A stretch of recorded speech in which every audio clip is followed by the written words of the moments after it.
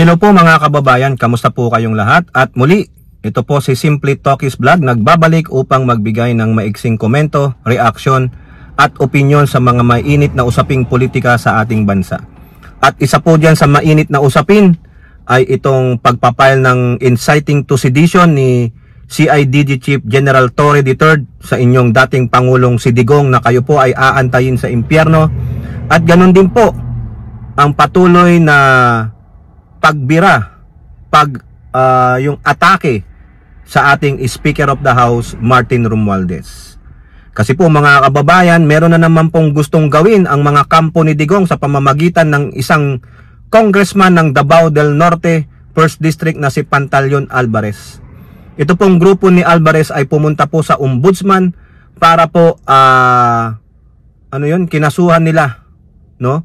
Ang speaker, si Elizaldico, si Danix Malipi at si Stella Kimbo ng GRAP kasi daw po sa insertion sa budget ng 2025. No, bakit daw sila sa ombudsman pumunta? Diba yung allusion is kasi kakampi ng Duterte yan. Yung ombudsman ngayon ay tinalaga ni Digong. Kaya may kakampi sila. Pero ang sabi ni Alvarez, kasi may nag-file na dyan na una sa Supreme Court. Okay, sino yung nag-file niyan? Kine-question yung GAA. Sila Panort, 'di ba? Sila Ungas, no? Sila, no? Now, meron din pong gustong ipagawa si Alvarez. Pero bago natin ipagpatuloy, tayo po ay magpapasalamat sa lahat ng ating channel members, followers, subscribers, nagla-like at nagsi-share ng ating mga videos. Special shout out to all our OFWs, to the men and women in uniform, sa mga frontliners at mga guro. And once again, may God bless us all. May God bless our country. May God bless the Marcos administration and protect it from the evil forces from the likes of the Dutertes, their minions, and anti-Marcoses. Unahin natin mga kababayan yung dahilan bakit nag-file ng inciting to sedition si General Torre o Nicolas Torre III laban sa dati niyang Commander-in-Chief na walang iba kundi si Digong Duterte na mag-aantay sa inyo sa impyerno. Sabi po kasi yan, no, mayroong quote card po ang Global Daily Mirror. Puro na lang patayan. Lahat na lang ng namumutawi sa bibig ni Digong ay puro patayan. Sa loob ng 6 na taon niyang pamamahala, wala naman hindi naman tumino. Dumami patayan. Napunyeta pa ang mga ilang kapulisan dahil sinunod ang ipinag-uutos ni Digong. Yung mga na-involve sa extrajudicial killing ng Peking drug on war ni Digong, mga kapulisan, marami ngayon nakademanda. Diba kanon sabi kasi ni Digong, udyukan ninyong manlaban para wala na akong problema. Kung mapatay nyo man sila, ako na ang managot sa inyo. O ngayon, yung mga suspect na mga pulis sa EJK, kasi warrantless arrest eh. Paano yon? Digong, di ba nga sabi nila nagrereklamo sila dahil wala silang pambayad ng legal fees? Milyong piso ang kanilang gagastusin. Pero ano ang sabi ni Digong? Ako na ang bahala sa inyo dati. Ako ang magpupuna ng inyong mga legal fees. Eh ngayon, anong sabi ni Marbil? They're crying. Iniwan sila ni Digong. Di ba? Kasi bakit? Joke lang. Kayo namang mga kapulisan na sumunod kay Digong na udyukan ninyo, barilin ninyo, i-EJK ninyo, naniwala kayo kasi joke lang yon. Joke lang. Sabi nung mga aso niya, sila Bato, sila Panelo, joke lang. Lahat po nang sasabihin ni Digong tungkol sa mga patayan, kaguluhan, joke lang. Mga gago kayo, naniwala kayong mga pulis o ngayon iniwan kayo. Kasi kaya alam nyo kung ba't kayo naniwala? Commander-in-Chief ninyo eh. Obey first before complain, di ba? Tama, mali. O ngayon, ano nangyari? Iniwan kayo ni Digong. Wala na nga daw siyang kwarta. Iniwala kayo, wala siyang kwarta. Ilabas ang salin. Pakita mo bank account mo, wala ang kwarta? Bakit yung isa mong anak? Pa-travel lang, kasama pa si Pusit sa Japan, wala daw kwarta? Di ngayon namumblema yung mga pulis. Kaya po, nag-file nag-file. Whether mag-progress sa korte, at least may lumabang kay Digong. May isang General Torre na naglakas loob na pagtawanan man siya, i-ridicule siya ng mga Duterte minions. At least may isang citizen na naninindigan na tama na itong culture of patayan na nagmumula sa bibig ni Digong na mabaho. Parang si Digong pag hindi makapagsalita ng patayan o anumang mga despicable word, hindi makapagmura, hindi makakatulog eh. Oo, balisa siya mga kababayan. Kailangan laging merong lalabas na patayan, pasabugan, laging may sasaktan sa bawat araw si Digong. Ganun po mga kababayan eh. No, kaya sabi ni puro na lang patayan. Sa loob ng 6 na taon, wala naman siya nagawa. Lalo ngayon, gumulo lang lalo. Hindi na pipwede yan. Sa bagong Pilipinas, hindi na pipwede yan. Tama naman. Di ba? Hindi na ikaw ang presidente. Pero meron ka pa ring dating sa tao dahil yung iba naniniwala, pinapalakpakan pa yung lahat ng sasabihin mong very despicable. Di ba nagsisigaw pa nga kayo dyan? Kill, kill, kill. Para kayong kulto. Paano kung may gumawa ng ganon, Digong? Sino sisisihin mo? Anong sasabihin nyo? Tulad ng sinabi mo sa amin na magji-jetski ako dyan sa West Philippine Sea. Ilalatag ko ang ating bandila sa kanilang airport. Ano ang sabi mo? Mga siraulo kayong Pilipino na niwala sa sinabi ko. Pang-eleksyon lang yun. O ngayon, sino nagsasaper dyan sa patayan-patayan mo? Yung mga pulis na sumunod sa pinag-utos mo. Sa peking war on drug mo. Sa mga tokhang. Sino nagsasaper? Ang daming pulis na sumunod lang, obey first before complain. Pero ngayon, nadidemanda. Kawawa ang pamilya, kawawa ang pangkabuhayan, kawawa ang mga anak. Dahil sumunod lang sa pinag-uutos mo. Sumunod sa mga pinag-uutos ng mga superiors nila. Kaya sabi ni General Torre, enough is enough, Mr. President. I think, kailangan mo nang managot sa mga kawalang hiyaan mo. Ayun din ang sabi ni Torre. Sa mga article, karma, what comes around goes around. Diba? Tama, mali. Darating ang panahon din mo, Duterte, na ikaw ay dapat pagpiestahan ni Peryong at Dagul. O sana, wag ka munang mamatay.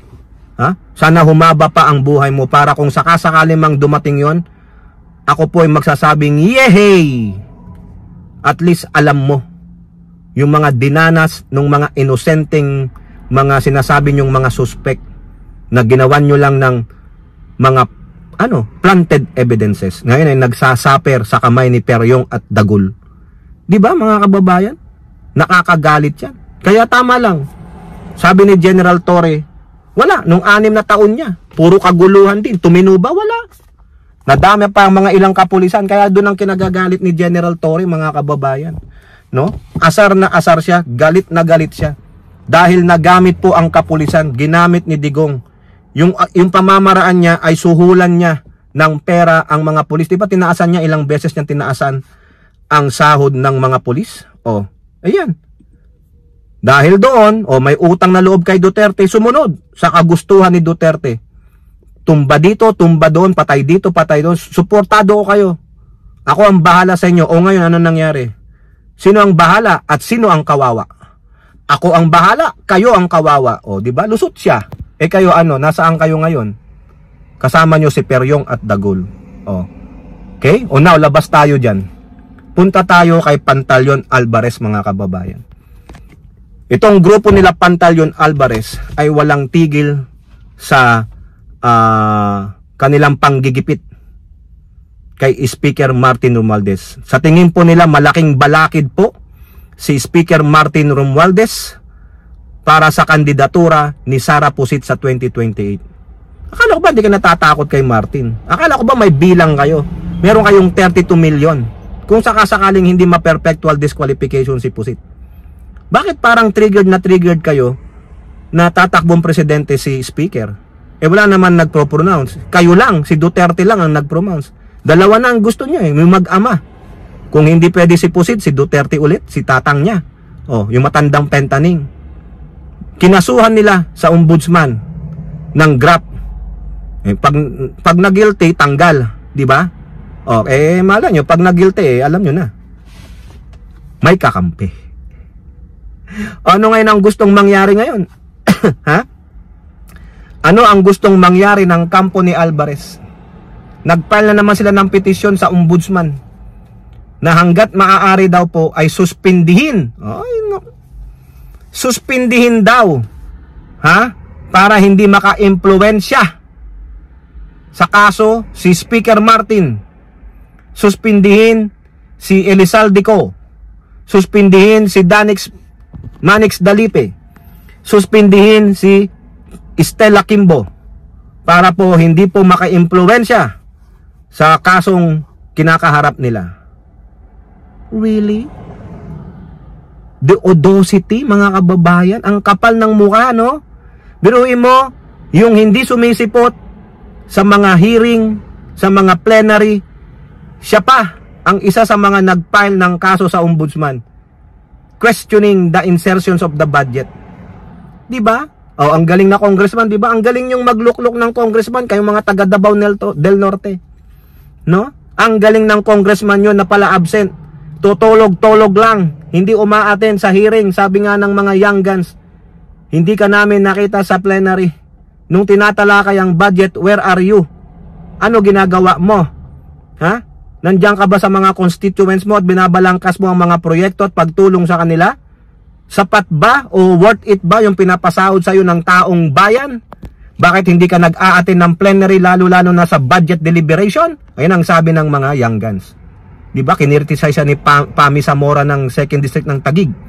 Si One Rider Party List Raj Gutierrez. Diba? Pero pwede kang mag-seek ng redress. Pero bakit ka agad-agad ka pumunta sa ombudsman? Diba? Tapos you have the audacity to say, hey, suspindihin nyo muna yung speaker. Oh. Talagang ang target nila si speaker. Eh wala naman siya sa budget deliberation. Ano kinalaman niya sa budget deliberation? Sino nag-deliberate? Si Grace po sa Senado at si Elizalde Co para sa Kongreso. Yun lang. Diba? Tapos pipirma ng speaker. Diba? Tapos gusto nyo suspendin. Sino luluklok yung Speaker of the House? Magbobotohan kayo. O, sino iboboto nyo? Diba? Iboboto nila yung kakampi nila para sila naman ang magpapile ng impeachment laban kay Pangulong Marcos. Diba? Talino lang mga kababayan. O, ngayon kung aaprubahan niya ng ombudsman, eh alam na. Alam na mga kababayan. Alam nyo na. Gusto nilang pabagsakin si Speaker Martin Romualdez kasi balakid sa kandidatura ni Sara Pusit si Speaker. Yung 32 million hindi pa sila kampante dahil nga wala silang 32 million sa 2028. Anong sabi ni Larry Gadon? 3 million lang si Pusit. Baka mag-less pa yan dahil nakita na ng tao kung paano mamuno si Pusit, anong ugali niya. Wala siyang pinag-aralan, wala siyang modo. Bastos si Sara Duterte. Bastos sa pinakabastos. At mind you, pag yan naging leader ng bansa sa 2028, mas masahol pa siya sa animal niyang tatay. Mas malala pa siyang magiging leader ng bansa natin dahil wala siyang accountability, wala siyang transparency. Gagawin niya lahat ang gusto niya at ititreat niya lahat ng kokontra sa kanya. Pagmumurahin niya in public, gagamitin niya ang trolls niyang mga social media warriors niya. At higit sa lahat, pahahanap niya kayo sa kanyang hitman. She will be the evil president if that happens. Nakita na natin, vice presidente pa lang siya. Paano pa maging isang pinakamataas na pinuno ng bansa? Paano nyo ipagkakaloob ang seat of power sa isang psychopath, sa isang narcissistic, sa isang entitled biatch? Magising kayo mga kababayan. Sara Duterte is the epitome of a sheep. Oh, siya yung mali. Siya yung epitome ng evil or the devil in a sheep's clothing. At hindi purong Pilipino yan. Hap-hap po yan. Banyaga po ang kalahating dugo niyan. Kaya, diba? Huwag kayong magluklok ng hindi tunay na Pilipino. Huwag kayong magluklok na Manchurian candidate ng Pilipino. Huwag kayong magluklok ng may dugong banyaga. Dapat yung totoong nagmamahal sa Pilipinas. Ngayon, kung gusto nilang patakbuhin si Digong bilang presidente na hindi naman inaalaw ng konstitusyon, i-amend nyo yung konstitusyon at patatakbuhin din namin ang Pangulong Bongbong Marcos. Tignan natin kung may bilang nga ang mga Duterte.